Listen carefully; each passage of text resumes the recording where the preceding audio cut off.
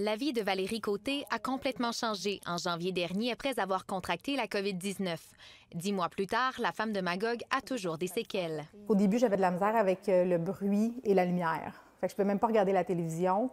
Mon conjoint vidait le lave-vaisselle, puis les tympans voulaient m'éclater.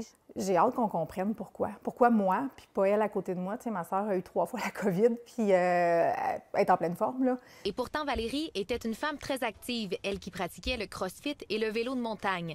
Elle a dû tout arrêter par manque d'énergie. J'ai laissé mon emploi.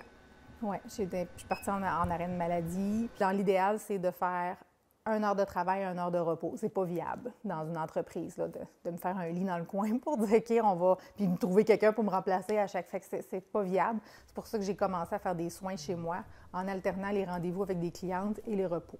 Valérie Côté n'est pas la seule à souffrir de fatigue chronique. Selon Statistique Canada, la fatigue, c'est le symptôme le plus persistant pour 72 % des personnes atteintes de COVID longue.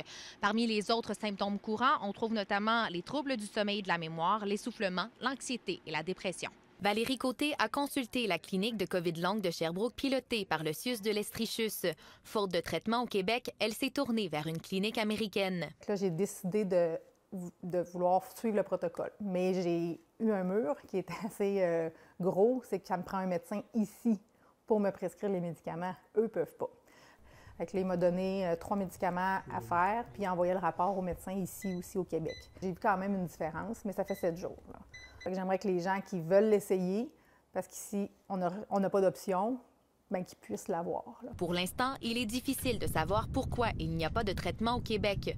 Le CIUS de l'Estrichus a refusé de commenter l'état des travaux de recherche et de traitement sur la COVID longue dans la région et n'a pas voulu commenter ce dossier précis. Amélie Paquette, TVA Nouvelles, Magog.